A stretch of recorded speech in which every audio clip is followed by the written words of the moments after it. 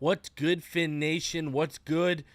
It's your boy Reason, and we are back here for another one, guys. I know, man, it feels like it's been forever since we celebrated a victory Monday, huh? It feels, it's 3 straight losing Mondays. So, hey, but I believe it's going to turn around. Heading into this week, we got a lot to talk about. We are obviously, as usual, going to go over the snap counts, see what the fluctuations are. We'll go over the PFF grades. We're also going to go over next gen stats. Tyreek Hill, his chart is crazy, so we're going to go over that. On top of that, I got some other things I want to look at. We're going to take a look at an article from Barry Jackson, as well as the efficiency stats from when Tua was the quarterback, the passing and rushing efficiency from when Tua was the quarterback to now where it is. It's actually staggering. So I got two charts to show you, and then on top of that, just some stats for your Monday to keep you in. And obviously, if you haven't heard yet, the Dolphins have released, one of everyone's favorite UDFAs is no longer on the team. So we'll talk about that. We got a bunch to talk about, and if we have time, we will go over Mike McDaniel's presser. I've actually chopped that down. Yeah, we got, but the majority of the presser is worth listening to because there's a lot of good info. But I got something I want to talk about, guys. First of all, Tua's back, baby. All right, let's go. Tua's back. Y'all already know what time it is. I'm gonna say this first. Before I get into everything here. Listen, we won 3 in a row with Tua Tagovailoa leading this team against the Bills, the Ravens, and the Patriots. Without Tua, and with a carousel at that position with other injuries adding up as well, guys, we lost to the Jets, a winnable game with Tua's playing. We lost to the Bengals, a winnable game if Tua was playing. The whole thing. And we lost this weekend, again, another winnable game if Tua was playing. Now, I think at worst we'd be 5-1 with Tua. There is no reason not to believe that we cannot go on a 5-game winning streak right now. There's no reason. You look at our schedule right now and the stretch we're about to in, there is no reason we can't come out of this 8-3. All right? We won the first 3 games against much harder competition and much better teams than what we're going to see on this stretch. So you cannot convince me for 1 second that this team cannot come out of this 5-0 or 4-1. I'm just saying. All right? Heading into our final 6 games of this season, this team could very well be 7-4, 8-3. And let me ask you this. When you look at our schedule, sure, one of those 3 teams that probably scare everyone on that final 6 is the Christmas Day against the Green Bay Packers. Let me ask you this. Now, after what you saw the Packers did yesterday, what you saw after what Rodgers looked in week 1, he's got no weapons, are you really worried about the Green Bay Packers? Because by December, Byron could be back. We could be fully healthy by December. Are you really worried if we got a fully healthy team going against them? I ain't worried one bit whatsoever. So, listen. All right? Listen. The final 6, I had us going 3-3 in the final stretch, but that's changed with the first 6 weeks and how I outlooked the final 6. I'm not as worried about it as I once was. Man, listen. I'm going to tell you this. We got one of the easiest remaining schedules left. Let's take advantage of it. Let's take advantage of it. We've got the talent. We just need everyone to get healthy. But I'm going to say this. Even with this banged-up roster, Tua would have us at 5-1 or 6-0. Now, I know people are saying, well, if ifs and buts were candies and nuts. Well, hey, Skylar got hurt in his first official start behind that offensive line. It's not just a Tua thing. Teddy Bridgewater got taken out. Now, we know he didn't stumble, but that's what this line is doing. It's putting these guys in precarious positions, especially with the new rules in place. You got to protect your guys more than ever with the new rules in place. You can't have any slight video evidence or visual evidence that it ain't going right. So, I don't know, man. I don't know if I can this is an offensive line thing. This is not a Tua's injured thing. This is not a Skylar's injured thing. This is not a Teddy's always injured thing. This is an offensive line thing, and I've been telling y'all for 3 years, and now we've just seen other guys now getting hurt behind it. Shout out to Griffin Gaming. Byron has to come off the PUP list this week. If he doesn't, he gets put on IR. As for what's left, the only teams that worry me are the 3 AFC East teams and the Chargers out of what's left. That's actually not true. So that whole 3, everyone's confused by this 21-day window. That's not what happens. It's when he hasn't been activated off PUP. When you're activated off PUP, you have 21 days to when they activate you off PUP, you got 21 days to basically be active on game day and be playing a game, or else you get put on IR.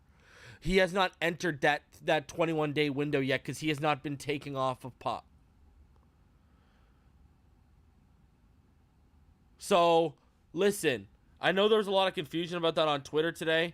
Yeah, and the homie Elf even straightened it out in Dougley's thread if you go and you look at it. So, yeah, he's got to come off PUP. He hasn't officially come off the physically unable to perform list. That's the issue. When he comes off the physically unable to perform list, he basically has 21 days to be activated and play a game, or else he goes on IR. So, I don't know, man. I don't know what to say with that whole situation. What's going on, Jamie? It's just an ugly. Can't say we didn't see it coming on this channel, though, right? So I want to state this though, because I've seen it on Twitter, especially, and it's been on Facebook. I'm sure it's on every social media platform, Okay, listen. I know everyone's mad we're on a 3-game losing streak and everyone's looking for someone to blame, but this is getting ridiculous. All right? Everyone wants to sit here and just wants to strictly blame someone individually. Like, okay, do I think Teddy was great yesterday? No, I think a lot of those 329 yards were, hollow, meaningless, especially they came, in the end of the game when it was soft. I mean, there was a time where he had just as many completions as Skylar and he had less yardage. So, listen, I'm not hopping on this by any stretch of the imagination.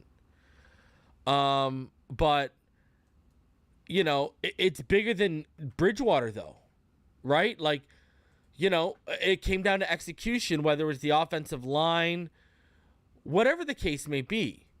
I think it came down to execution, because I've seen people blaming Jalen Waddle. I've seen people calling Jalen Waddle trash.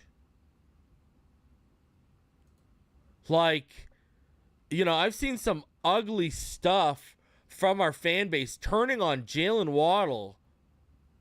What is happening right now in this world? Are we serious? And I already proposed the question to you guys, and I'm going to propose it again. Does it not seem that maybe Tua Tagovailoa was Jalen Waddle's security blanket? I've said this to you guys before, remember? I mean, look at Jacoby Brissett. With Jacoby Brissett, he was averaging about what? I think it was just over 42 yards per game. When Tua came back, he was averaging over 80 yards per game. You know what I mean? You look at his usage when Tua leaves right now. I can't believe Waddle's not being targeted. And listen, was the first interception on him? 110%. Was the fumble that he had backbreaking? 110%. But for all the good things this guy has given this fan base and given this team, especially last year, y'all gonna want to crap on him? Remember, when Uno was in this, him and Tyreek were leading the league. The only reason he's fallen back is, again, because of Uno. It's because Tua's out. All this can correlate to Tua. Tua means more to this offense than everyone who was out here saying nonsense like Skylar QB1 or Teddy was going to displace him. You know, the same people who were saying Jacoby was going to displace him last year, or Josh Rosen, Fitzpatrick the year before that. All those people, if they try to tell you different, then this guy means a lot to this offense and was one of the heartbeats. Him and Tyreek are basically the heart and soul of this offense right now. And, I mean, Waddle's right in that discussion, too, when Tua's back. Listen, if you can't see that right now, I don't know what to tell you. The correlating factor, listen. Lamar almost beat us with injuries. Josh Allen almost beat us with injuries. It's one thing, and hey, we were beating teams without Byron Jones because we had Tua. We don't have our point guard to distribute and get the wheels in motion in this offense. Now, Skylar looked like he was going to cook a little yesterday. He was looking nice, man. Like I said, I love him and Tua's ceiling. That's why I've been saying Skylar QB2 is the conversation. And we saw yesterday, you know, he should have had over 100 yards in the first quarter. So talk to me about hollow 329 from Teddy Bridgewater. And what? 306 yards were put up between Waddle and the homie Tyreek, and a lot of them were big-time yak plays. So there was a lot of things, though. The offensive line, if they're not getting guys killed, they're negating big plays and big drives. Like, there were so many factors. And I hate how people, you know, the defense carries us for these last 3 games when Tua's been out. The defense has carried us and given us so many opportunities into the fourth quarter. And people be out here hating on them when the dam breaks. Well, let me say this to you about what they did yesterday. We went into yesterday as a bottom 3 defense and forced 3 and outs. Do you see how many 3 and outs they forced yesterday? That defense put everything on the line yesterday. And once again, our inept offense did not do them any favors. And it really comes down to execution. It's all execution. I mean, whether you want to talk about penalties, you want to talk about when Hunter Long pulled and knocked Little off his block and sent a man free. Not picking up stunts, not making proper adjustments at the line, which we now know this season is on the line. Kevin Smith, our OC, has told us that. Bridgewater not executing. It was coming down to execution. Griffin Gaiman says, shout out to Miami, though, for still being 3rd in pass yards, even without Tua. Not that it's translated to wins, and Gesicki for already surpassing his TD count from last season. It came down to execution, man. Again, offensively, execution. We are the furthest thing from Brett the Hitman Hart being the role model of this, because we are the furthest thing from the excellence of execution out here. It's ridiculous. And listen, I get people want to blame coaching for the undisciplined. You want to blame Mike McDaniel and our coaching staff for Connor Williams, a veteran, being ineligible upfield when he's got no business being up there? He's not the one committing holds.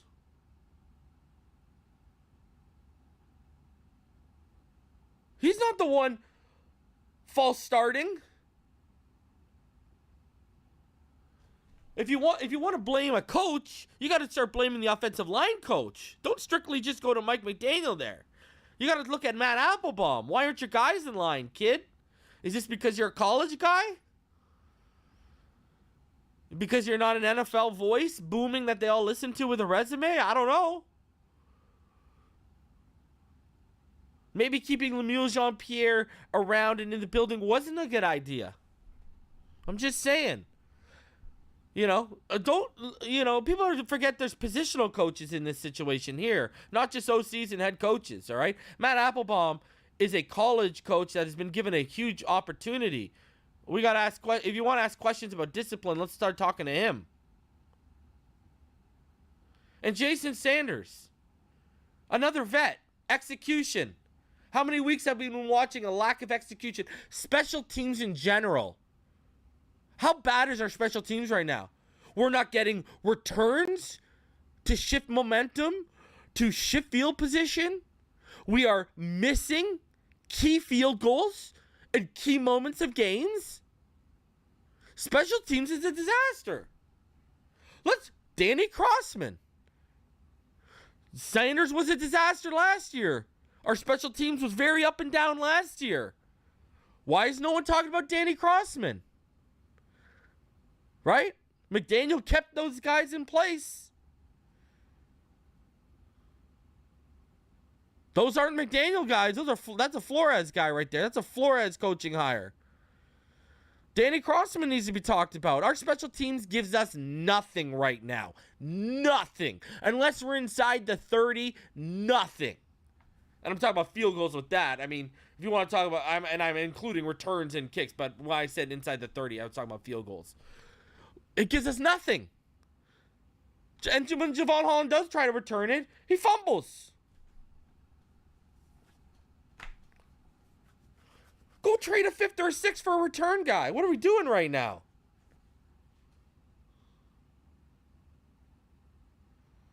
Look at our field position compared to the Vikings field position. The one time we were going to get real good field position, they kicked it from their own 5. They blasted it 73 yards. See, these are the real questions we got to be asking. That's what I'm saying. I get people want to blame this person, blame that person, but start blaming the real people if you're going to start blaming people. Danny Crossman needs to be discussed because our special teams gives us nothing. Zilch, nada. You want to talk about the offensive line and the lack of discipline? Talk about Matt Applebaum. That's his department. So the firing Mike McDaniel stuff and the blaming Jalen Waddle, people trashing Jalen Waddle, y'all are crazy, y'all are nuts. Stop it. Jalen Waddle is effing special, man. Mike McDaniel, y'all were the same ones praising him when we were 3-0. We're going through adversity right now. This is a first-year head coach dealing with a plethora of injuries and key injuries. QB1, Skylar. QB2, left tackle 1, Armstead. Left tackle 2, right? Left tackle 1 in Armstead. Right tackle 1 in Jackson. All right? CB1X has been in and out of games. CB2 Byron hasn't suited up yet. CB3 Nick Needham tore his Achilles and is out for the season. CB4 Trill Williams hurt himself in the preseason. I mean, we're talking like key injuries here.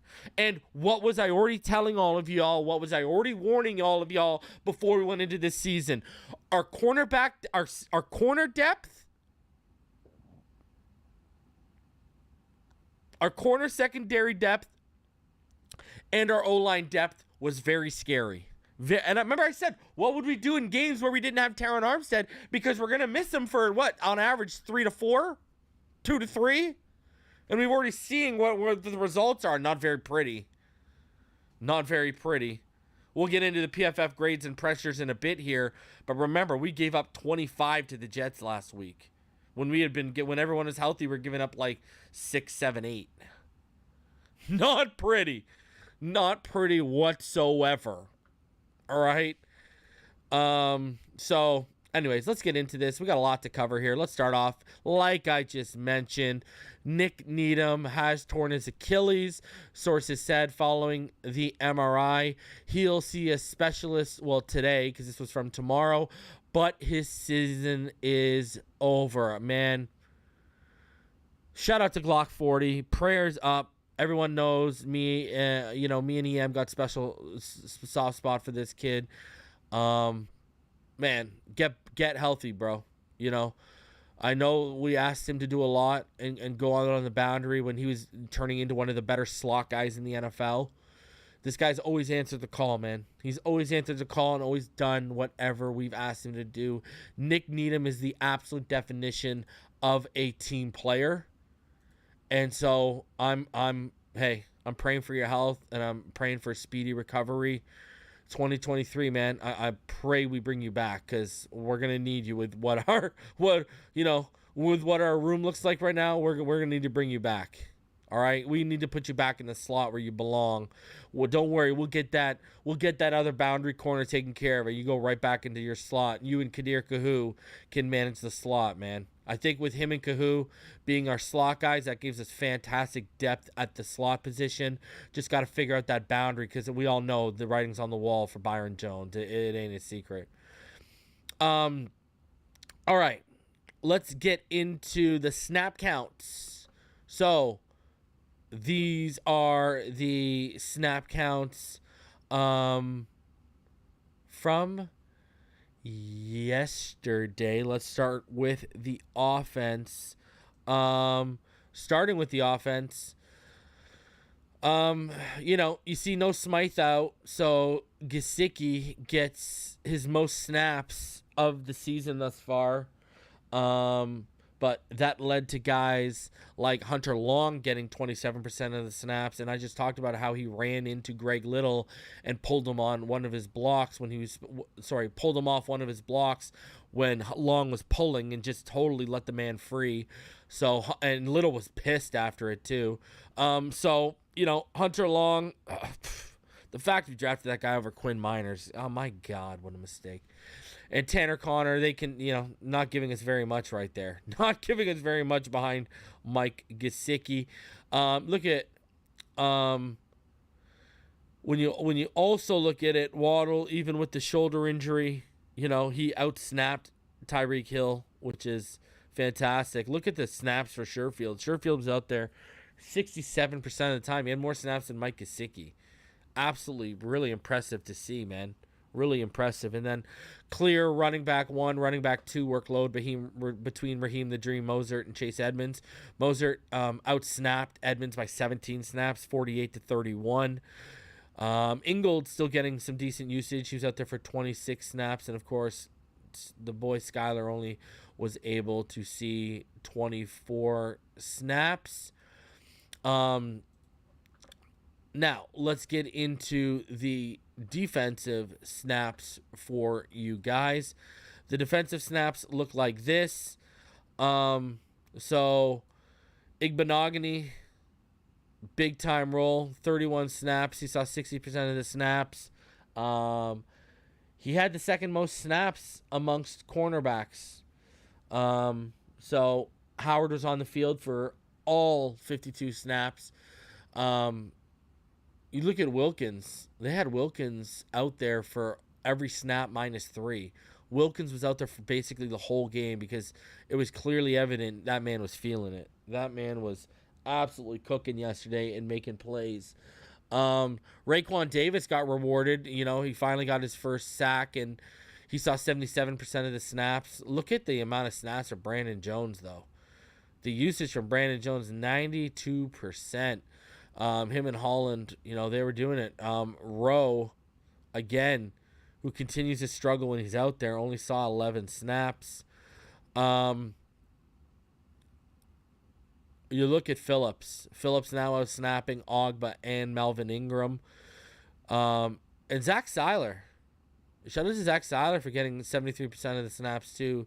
Doing that work, man. Good stuff. Putting that work in. Putting that RV work in, bro. I love it. Love it. Love it. Hey, in case you didn't know, I want to show you guys this from today. Ian Rapoport, he came out, and this is what he said on the Pat McAfee show earlier today in terms of Tua starting in primetime, guys. Skylar Thompson starts at quarterback. He gets hurt. Teddy Bridgewater comes in. Their original starting quarterback, Tua Tagovailoa, is the reason why there's a new protocol maybe, or enhanced protocols on concussion protocols with everybody. What do you see happening with Tua? Is there a timeline? And anytime he comes back, the world is going to be upside down. Right, Ian? First of all, Tua is going to come back this week against the Pittsburgh Steelers on primetime. Okay. So that's Sunday night, right? Yep. So we're going to see him Sunday night. The whole thing was, the concussion stuff was interesting. The return to play stuff that how the Miami Dolphins handled it, I thought was just as interesting because Bridgewater was back Thursday, and he eventually was cleared, but he didn't start because they wanted Skylar Thompson to get the full week of reps. Tua was also cleared before the game, and he also didn't play because he didn't have any reps. Whereas I feel like many coaches basically just make sure that, hey, look, if my guy's healthy, he's going to play. It wasn't like that with the Dolphins. Now, Teddy played and ended up playing just okay. But it's all been very interesting to see how the Dolphins handled it. Now, they get Tua back, and I think they're going to be fine, but the emphasis on practice and reps from Mike McDaniel is not something you always see. Yeah, it makes sense if he's that, worried about timing and what plays we're running and how can we best suit the offense for the guy that we know we're going to play. Teddy B gets in there. They don't have success anyways. It's an interesting tale of just a couple weeks ago. McDaniel's the greatest coach of all time, baby. Dolphins are all the way back, and then now it's like with Tua, they're going to be able to rebound to where they were. They ain't lying. It's crazy how the narrative has changed on Mike McDaniel. It's sad, too. So, there you go. Ian Rapoport confirming what we all pretty much knew. Tua is going to be back this Sunday night. Get ready for it, baby. Let's go. Prime time Tua. Flores about to get worked. Love every minute. I'm here for it all. All right? I'm here for every single minute of it. All right. Let's get into we'll do it like last week. We'll get into the next gen stats. And then we'll go ahead and we'll get into the PFF grades right after it. All right, guys. So I guess let's start off with the next gen stats. I want to start off with the passing charts as always. And so they didn't have Skylar's again. This is Teddy B's pass chart according to Next Gen Stats. 23, 34, 329, 2 touchdowns, 2 interceptions. I mean, only completed 3 passes beyond 15 yards. Right? According to this, it was not a good showing beyond 15 yards. According to this, if I'm reading the dots correctly, and I think I am, he was 3 for 8 with 2 interceptions beyond 50 yards. So it just shows you how much of that 329 was truly after the catch, right? That's what that shows you. You got 329 yards, but you only completed 3 balls after 15. A lot of that was after the catch. So that just lets you know what's up with that. Now, going ahead and looking at the opponent, Kirk Cousins, not much better. He didn't really have a good day at all. As you can see, 20, 30, 175, 2 touchdowns. Really, again, this guy only completed 2 passes beyond 15 yards. Not a very good showing by Kirk Cousins. We had, and I talked about it in the pregame show. He has his down days like this, and we didn't take advantage of it. And that's what's sad. It was there to take advantage of, and we just didn't. Very, very average day. Very average day. Took them a while to even get Jefferson going. They had to start scheming Jefferson. Now, last week we looked at Raheem Mostert's running back route chart. Look at this. Look at Tyreek Hill. Look at Tyreek's route chart. Tyreek was all over the field. Look at all the after the catch there. All the green after the catch. Tyreek was eating yesterday after the catch. Eating. Look at after that catch is just nasty. Man, I'll tell y'all. Best $30 million this franchise ever spent. This guy is the best offensive player to wear these colors since Dan Marino. And I'm sorry, Ricky, it ain't even close. And I love me some Ricky Williams. But, damn.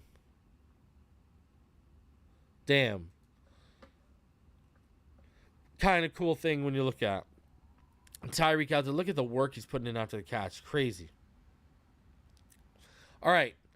And then when we look at the longest completed air distance, Kirk Cousins 32.4, Teddy B at 39.9.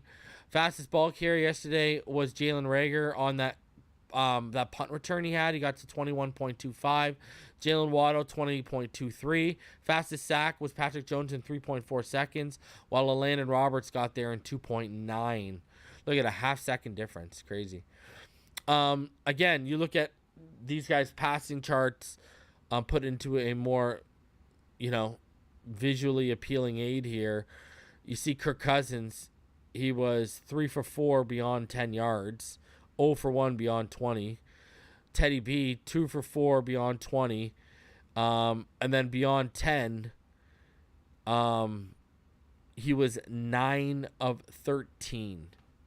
So, you look at, a lot of his yards came from inside 20, right? Look at that. Like the middle of the field, 85 yards and the one interception over the middle of the field. He got big plays, big yardage targeting the left and right flats clearly. So, yeah. Rushing now, Dalvin Cook obviously had that big explosive run to the left side for the touchdown. And that's where the majority of his yardage came from. Raheem Mostert was pretty much more divided amongst, the gaps to the outside. Nothing really to talk about, though. Raheem 14 of 49 yards. 49 yards. Chase Edmonds, 2 carries for 3 yards. Again, offensive line wasn't doing a lot of favors yesterday. Receiving-wise, the league average on separation per route is about 2.92 yards. You look at Tyreek Hill, 3.62, just murdering the league average. Gesicki, 3.82. And remember, Gesicki used to average about a yard in the last offense, so that's even good to see. Jalen Waddle just around it at 2.76. Tanner Connor at 2.52. Justin Jefferson at 5.07. Their tight end Irv Smith at 4.18. Yeah, can't give a lot of that kind of separation to Justin Jefferson and not expect to be hurt. And then average separation from the QB, you can see Zadarius Smith, the league average is 4.53 yards. He was 3.22 yards. Zadarius Smith was a beast yesterday, constantly around the quarterback. Look at Jalen Phillips, 3.79 yards. Jalen Phillips is getting there. He's just not finishing fully yet. Again, another game where he could have had multiple sacks. Dalvin Tomlinson, 3.73 yards. Patrick Jones, 3.88. And Daniel Hunter at 4.24. So all those guys under the league average for us. Wilkins, Ogba, Raekwon all over the league average. So we only had one guy. But look at Jalen, 2 tackle assists, a half a sack. Man, it's got to start coming in bunches. He's winning his pass rushes. He's getting there. It's just not finishing. So you gotta have the sense that it's gonna come in bunches here. So the breakout's coming, I believe, and so should you. All right, guys. That said, let's go ahead. We'll jump into the PFF stuff, I guess. We'll head back over there. We'll jump into the PFF stuff. We'll look at the grades and all of that. Now,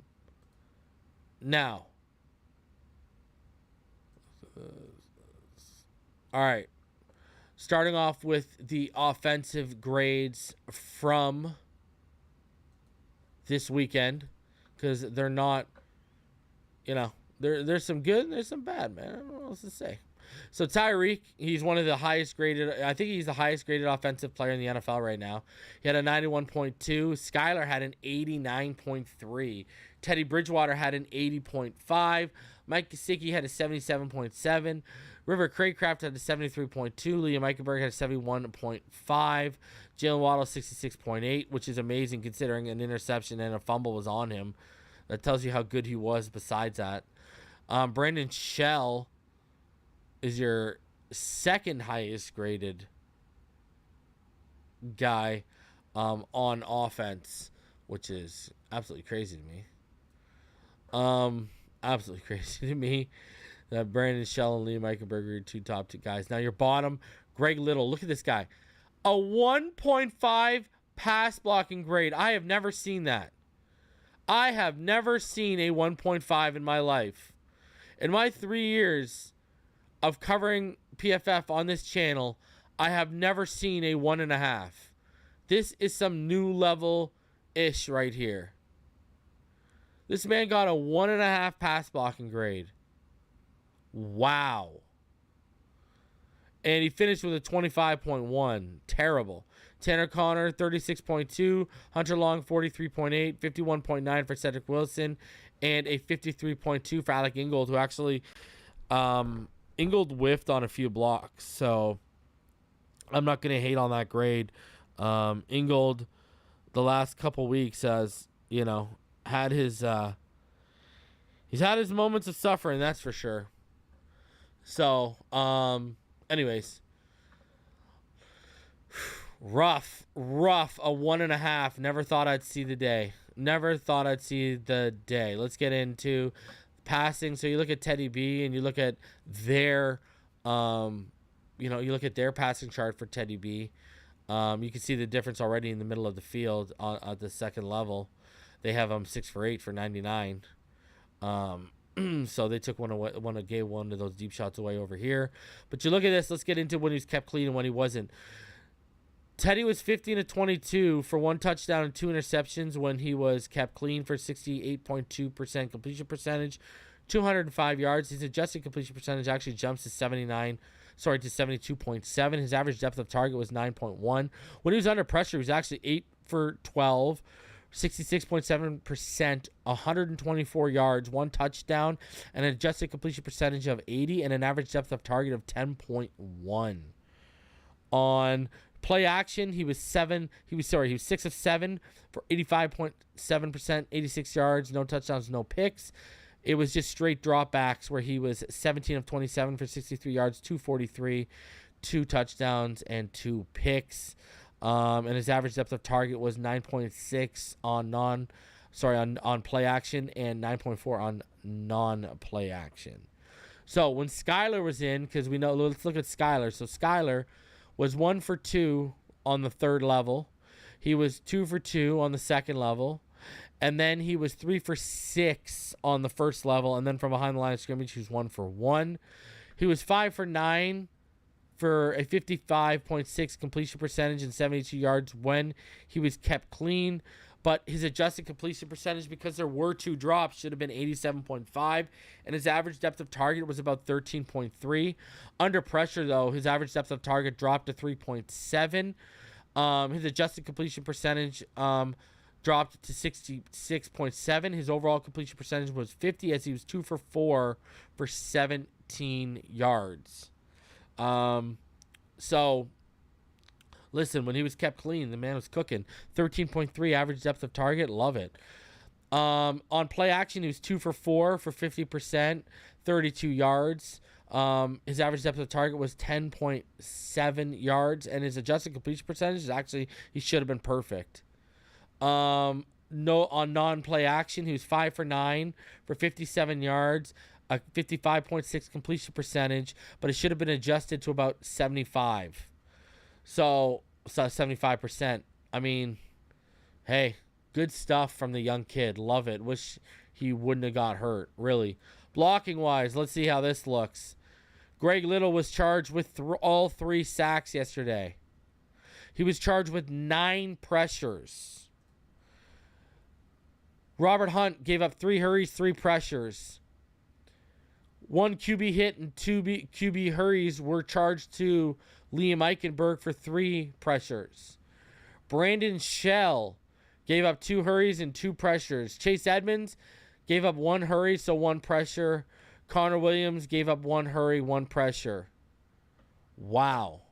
And if you want to get real ugly with it, if we go down to blocking grades and we go into pass blocking and we go into the most pressures allowed right now, Greg Little is number 1 in the NFL at 25.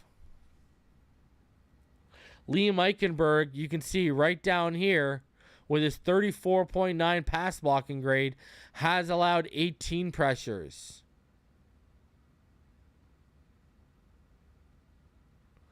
So that's like 7th. I know it says 11th here, but if you go with the ties and everything, that's like 7th worst.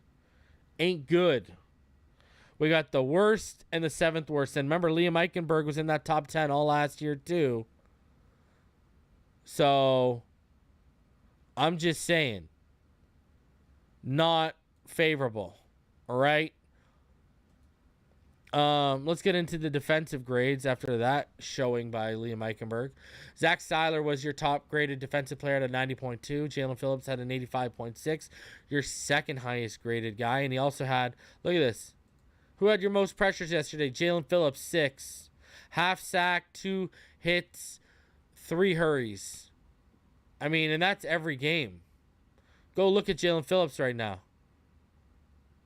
This man has 18 pressures right now.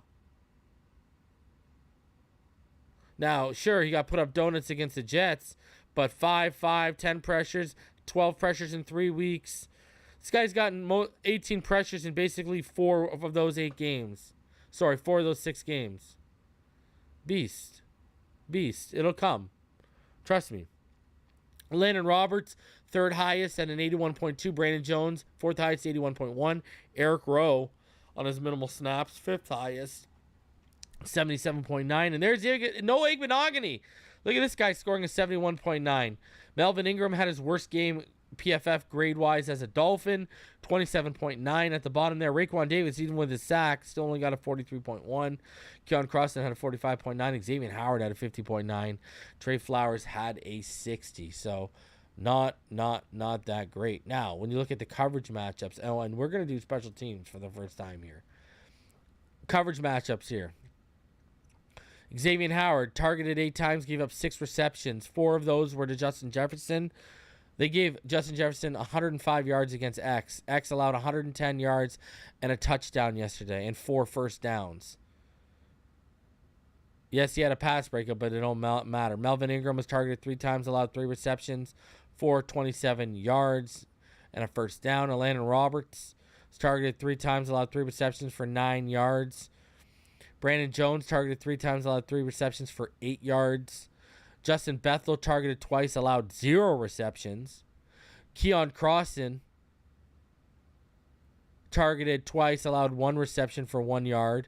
Nick Needham targeted twice, allowed 2 receptions for 18 yards and a first down.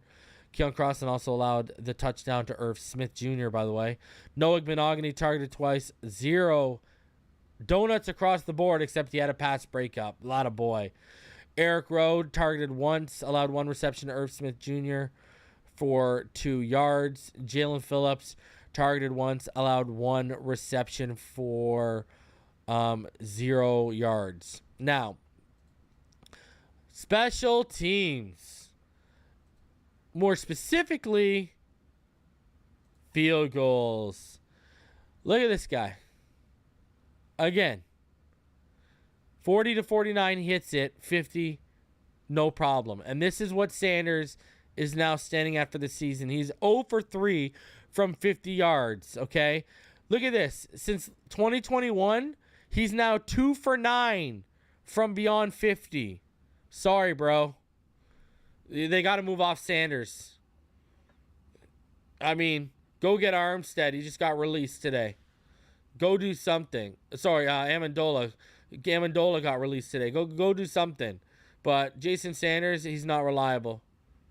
I'm sorry. If I can't rely on you, what good are you? Seriously. So, I'm done on Jason Sanders. I mean, I ain't got nothing left to say to that guy. I'm good.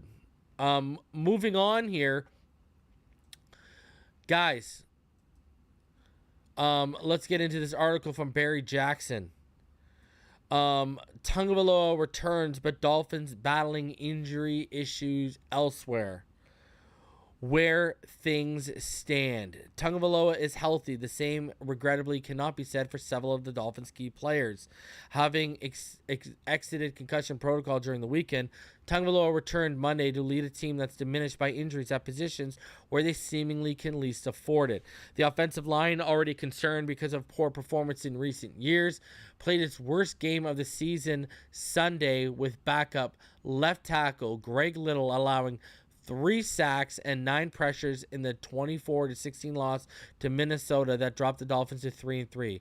The cornerback room, already weakened by Byron Jones' slow recovery from March leg surgery, lost its top nickel cornerback Nick Needham to a season-ending Achilles injury and Keon Crossan to a knee injury. Meanwhile, receiver Jalen Waddle is nursing a shoulder injury, and tight end Durham Smythe missed Sunday's game with a hamstring injury.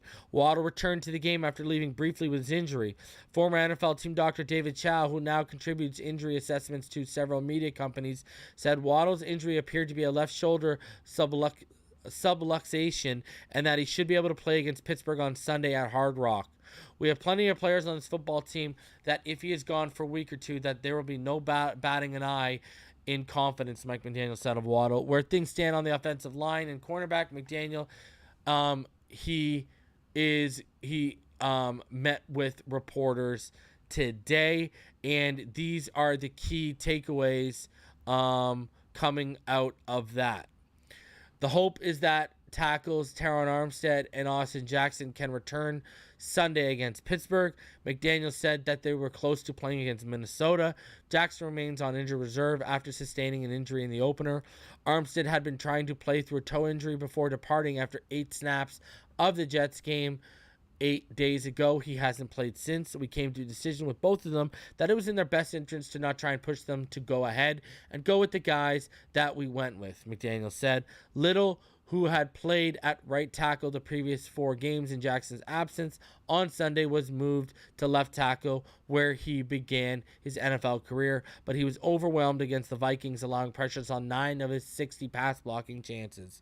PFF rates Little 76 of 76 qualifying NFL offensive tackles this season.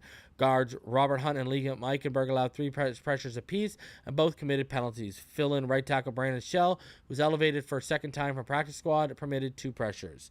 Teams can elevate players as many 3 times on the practice squad. The Dolphins elevated offensive tackle Keon Smith instead of Larnell Coleman for Sunday's game, and part of Coleman already had been elevated 3 times. Smith was the only active Dolphin who didn't play on Sunday. PFF rated Eichenberg Miami's best lineman Sunday, but the website overall rates him just 67th of 75 guards. At cornerback, the Dolphins will need to overcome the loss of Needham to a season-ending Achilles injury and Crossan to a knee injury. The Dolphins haven't said when they expect Byron Jones to return from March leg surgery. He's eligible to come off the physically unable to perform list, but had a recent setback and hasn't yet been physically able to practice. Meanwhile, Kader Cahoon missed Sunday's game with an oblique injury. So for now, that leaves Xavier Howard, Noah Igbinoghene, and special teams player Justin Bethel as the only healthy cornerbacks on the roster. Safety Eric Rowe could play cornerback if needed, while Elijah Campbell plays safety and corner. In college at Oregon, safety Javon Holland at times played pseudo nickel cornerback role. The Dolphins have 2 young quarterbacks on their practice squad, Tino Ellis and Kalen Barnes. With the lack of appealing unemployed quarterback talent available, finding outside help would be challenging unless the Dolphins decide to pursue a trade for Washington Commanders cornerback William Jackson III, who is expected to be dealt before the NFL's November 1st trade deadline because of his desire to play for a team that utilizes more man-to-man coverage. But Jackson has been dismal this season, allowing 16 of 19 passes in his coverage area to be caught for 219 yards, a 149.8 passer rating. Last season, he yielded a 95.1 passer rating. So for now, the Dolphins move forward with Igbinoghene and Bethel, who both played well Sunday. Igbinoghene, who logged 31 defensive snaps against Minnesota, was called for pass interference shortly after entering the game, but did not allow a completion on the 2 other passes thrown with him in coverage. Neither pass thrown in Bethel's coverage area was caught. He played 13 snaps on defense, having entered Sunday's Sunday's game, playing just 61 defensive snaps since the end of the 2017 season. Howard's uneven season also continued. He allowed 6 of 8 passes thrown against him to be caught for 110 yards and a touchdown. We went over the stats there, right? There were also 7 snaps when safeties Holland, Brandon Jones, and Rowe played at the same time. Holland played all 52 snaps. As for Tagovailoa, he returned to the Dolphins starting lineup after missing 2.5 games in concussion protocol. Tua Tagovailoa began Monday ranked first in passer rating at 109.9 and third in completion percentage at 69.6 behind Geno Smith and Matt Stafford. PFF rated Tyreek Hill, Skylar Thompson, Teddy Bridgewater, Mike Gesicki, and River Craycraft as its 5 highest rated players on offense. So some stuff to take away there. Now we're gonna play McDaniel's presser in a second here. Listen, Austin Jackson, Armstead back. Thank God. Thank God is all I gotta say. All right. Thank Christ. All right. I mean, we need help on this offensive line so badly. We need corner help, and speaking of corner help, there's not a ton out there. Like Trey Waynes is out there. I mean, are they gonna try and coerce Joe Hayden to come out of retirement and get paid? Other than that, unless you want a slot guy, there's Chris Harris is out there. Janoris Jenkins is out there. There's really not a ton out there right now. There's just not a ton of appealing options. So I don't know if they're going to make a move for William Jackson III. I don't think they're going to take on that contract. So going to be interesting to see how this plays out, man. Going to be very interesting to see how this all plays out. So let's get into Mike McDaniel's presser from today, guys. I've chopped it up, and let's get into it. Kind of loyal ones. Thank you. It's kind of a 2-for-1, but both concern cornerback. Any update on Keon Croston, if that'll be a long-term thing? And with Byron, do you think he'll practice this week? And do we know that he'll definitely play this season? Is that a question? Well, Keon, he's a tough one to kind of like nail down with a timeline for a good reason. He's one of the fastest healers that I've ever been around. He's shown that the couple opportunities he's had since he's been here when he's had something. So we'll reassess midweek, only because it's hard to kind of nail that down. And then with Byron, like it is a big deal to put someone out there on the field, be a cornerback with that's trying to perform at a high level with a lower body extremity injury. So we've been judicious with it. I don't think we're gonna see him practice this week. Yeah, I'm telling you, man. But you ain't seen this guy till at least after the bye. Just trying to do it the right way. I'm telling you right now, and, you ain't seen him till after the bye. Watch. It's hard at least to know fully, when that's gonna happen. Because if I gave a timeline, I've had a couple timelines in my head, held back from giving you those timelines, and I've been correct in doing so. So we'll taking it week by week. We'll just be taking that week this by guy, week, man. And watching him work in the process. We showed our hand, man. We wanted to move him. The plan is for him to approach. Talking about Tua. Approach the game as the starter. So he'll be able to get those reps in on Wednesday. Let's go. And felt really good about how he was able to get back on the field.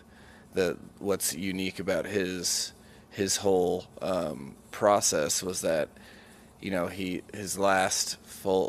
really full week of practice was the week of the Buffalo Bills game, because when you have a Thursday night game, you're walking through, so you're talking about your last full speed practice. So that last week was, a big week to get through get through all the,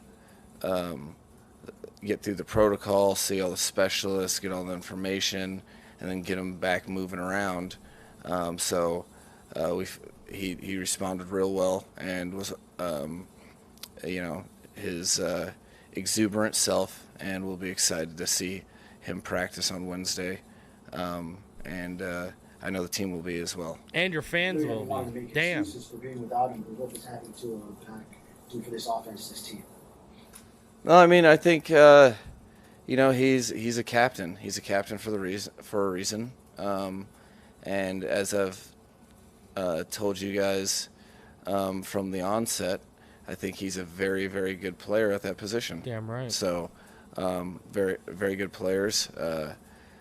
They definitely give people a boost. He's giving you elite not numbers, because baby. of what other people aren't, but more just because he is who he is. So, he's a strong fabric of this team, and that's exciting when you get to go play with one of your brothers, which is why the team will be excited, and it will be exciting. Let's go, baby. We're getting that dub this weekend. From just him tossing the ball around We're getting that dub. last week, could you see that he's not going to have any problem with Rust, or do you want to wait and see if Rust is going to be? He ain't gonna be rusty. He can be cooking. No, I People are gonna don't come out and anticipate. I don't anticipate necessarily rust from a mechanic standpoint. He's pretty gifted in that realm, and he was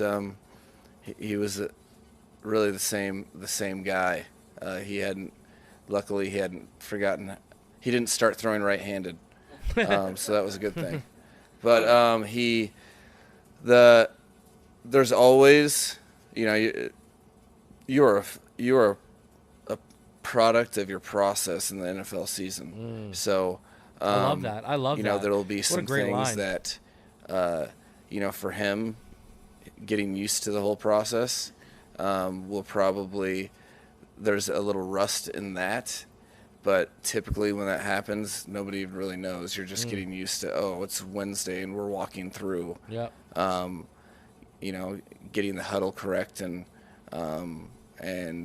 proceeding from play to play and calling the plays to the guys and emphasizing the information to each player in the huddle that you need to. There's always a little rust when you take time away in that regard, but physiologically and how he plays the position, he's been so mentally locked into everything we've been doing. I expect him to be pretty comfortable executing that. Let's go. He does go back into the game. Do you want him to be more cautious about how he protects himself? Do you not want him thinking about that, or what's the line there when he goes back? No, I've talked to him. Can't be thinking a lot sooner play your than game. this week. When you'd come by the office and we just kind of talk about, how things have kind of gone. There's risks in this game, and you got to be able to control the controllables. One thing for him is you love his competitive nature, okay? But there is a time in a play where you have to kind of concede. See, he's telling him live to play another down. That's where he's kind of been focusing on, because it's something that's not natural to him. He wants to break every tackle and he doesn't like when plays don't work. Well, sometimes they won't. So that's something that he's mindful of. I'm telling you. I think that McDaniel knows he's got to break that habit. That's a consistency of all the really great quarterbacks that you think of. the guys that you look up to, the guys that kind of set forth the example of how to play the position, they do find ways to be available, and part of that is that concession. But that is all things considered, that's probably, it's a good problem to have in terms of a competitor. You just need to be able to understand your importance to the team and how sometimes the best play you can make is a throwaway. Yup. 110%. He appeared visibly distraught and just really upset about the play after the fact. I'm curious what it means to you when you get that tangible visual evidence of a guy that it just means so much to him. Jalen Waddle on the fumble. Well, it's definitely case by case for him in particular. I recognize it as a good thing in nature. Like, it's good that you're mad. But he's a young player that is going to have a wonderful career, and we rely on him to, make plays for us. So, to me, I think, the one of the things that he can take a step forward in is being able to translate that frustration towards the next play rather than his helmet and the sideline bench. Yep. Because people understand where he's coming from, Target but that also what he aspires to be as a player, and what I want to see him get to. When you're a big time leader, you end up translating that energy for things between whistles. So it was definitely not a negative thing, but something that I could that I used the opportunity to try to give him a picture and a vision of growth moving forward, because things will happen that you don't want to happen.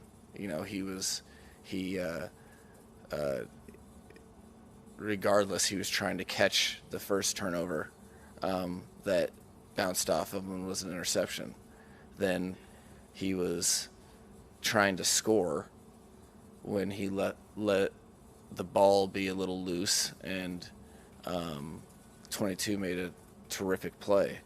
That is coming from the right place. He's trying to help the team win, and then you can just learn from those examples because they're very powerful and emotional, because that's the type of competitor he is. With the Terron and Austin, the decision was made to hold them out. Were they on pace? Do they appear to be on pace, barring setbacks, which are always, of course, unpredictable? Do they appear on pace to play Sunday? No, with both guys for individual reasons, I feel good about where Armstead got without playing in the game. I thought that helped him, and he's a guy that as he works through this stuff, he'll be day to day, but I know he really, really wants to be out there, and I'm fully confident that if he's capable, he'll be out there. So I would say it was a step in the right direction for him not to play, because he's been gritting through a lot of stuff. So I feel good about that. With Austin, we're really, when you think about a high ankle sprain, or a low ankle sprain, or really anything with an ankle, that for an offensive lineman is a tough injury. You can feel better, but then now you have to go lean on a 300-pound individual and try to displace him, and that force from ground up is challenging. He didn't have any setbacks, so I feel good about that. It's more about being judicious with that process, so we don't put himself in a position where he has any setbacks moving forward, or he doesn't all of a sudden. So they're back. We put him in a position where he's bookend tackles are back. super vulnerable in a game, and isn't able to complete it, which is tough with the active roster selection. So we'll be monitoring that, and a lot of guys have gotten good reps, and are getting better in their place. So hopefully we'll get one or two of them back this week. If not, we'll just keep getting better with I don't know about that, McDaniel. I think you've reached the ceiling of some of those players on the field. Injuries. Needham, has he had surgery yet, or is that upcoming like tomorrow or something? And also Skylar, obviously with the thumb. What update might you have? So I'm not sure he had surgery, but Nick will be put on IR for the Achilles, and then as far as who's the second? Oh, Skylar. Yeah, Skylar. That he's such a tough competitor. He's in, that whole little bucket of what our whole team seems to be, which is like day to day. So especially Wednesday, gonna reassess where he's at. But right now it's kind of it's super unknown with that fresh injury to his throwing hand. So there you go. Even Skylar now, it's they don't even know what his status is gonna be. I mean, I want him backing up too. I'm just saying. I am just throwing it out there. After what I saw, it'd be preferable. If he's the one that backs him up. Anyways, I wanted to go out with this. I got a couple things I wanted to show you before we get out of here. I want to take a look at the efficiency of this offense, both rushing and passing, when Tua is healthy to where he's not healthy. All right, so let's take a look at this. And we got charts. So here is weeks 1 through 3. And this is the passing and rushing efficiency. So the rush EPA per play is on this left side, or expected points added per play, and the drop back expected points added per play. Look where the Dolphins are. Look where we are. All the way to the right side. I mean, look at the efficiency. Look at the efficiency, man. I mean, that's where you want to be, all the way to that right there. I mean, I wouldn't mind being a little bit higher, but I mean, that's a really efficient offense with Tua Tagovailoa. Right there, that shows you, or all the way to the right side there, that we are getting it done as an offense with Tua Tagovailoa. Now, who's ready for the reality check of without Tua Tagovailoa? I present to you visual evidence B without Tua. Look at that, all the way to the left side. We are now negative in terms of dropback EPA per play. We are also negative in rush EPA per play. We've gone from super positive on both. We were higher than where the Giants are right now. I mean, the efficiency charts and analytics show you the impact of Tua Tagovailoa. Just look at the efficiency analytics. This is not good. I mean, it could be worse. We could be Carolina or Denver. But that is not pretty. And that is visual evidence showing you analytically Tua Tagovailoa's impact efficiency-wise on this offense. We've already seen the results. We already know what it is. So, right there in front of you. Right there for all of y'all to see. All right. Continuing on here, a couple of stats to give you guys going on. Look at Tyreek Hill right now. He is on pace to finish this season with 1,986 receiving yards. The NFL record is 1,964 by Calvin Johnson in 2012. Tyreek is doing the damn thing right now. Shout out to the homie Tyreek Hill. Don't matter who the quarterback is, Tyreek be putting up them numbers. Absolutely killing it, man. And the great effort today was phenomenal. And then in case you guys didn't know, didn't get the news, didn't see today, Dolphins did release running back and fan favorite ZaQuandre White from the practice squad today. So, I mean, you got to believe that means they're making room probably for another corner or something, I'm going to guess. But ZaQuandre White is no longer on the roster as of today. All right. Guys, I'm going to be back tomorrow night with Martin and Ball Game. We're going to break down every Skylar Thompson drop back, and then we're going to break down some of Teddy's drop back. Not every Teddy drop back. God, please help us. But we're going to break down every Skylar drop back, and then we're going to break down a bunch of Teddy stuff on top of that, all right? So we'll be doing the All-22. It'll be hopefully the last to a Tuesday of the year because they're just, it's fun to break down Tua. It's going to be fun to break down Skylar. I would have loved to do a full game with Skylar, but Teddy, not so much. All right? So I'm going to be back tomorrow night. And then don't forget, on Wednesday night, we'll be doing the finish line. Myself, Richmond Webb, and Mr. Ballgame will be live at 8:30 p.m. for the finish line. And, hey, prime time. We're getting ready. Friday, we'll be previewing the game. And then Sunday night, we'll be live. Prime time, baby. Let's go. Let's go, baby. Now, everyone asking about Christian McCaffrey and the Dolphins. I know people saw today that the Dolphins were number 2 in terms of betting odds for Christian McCaffrey.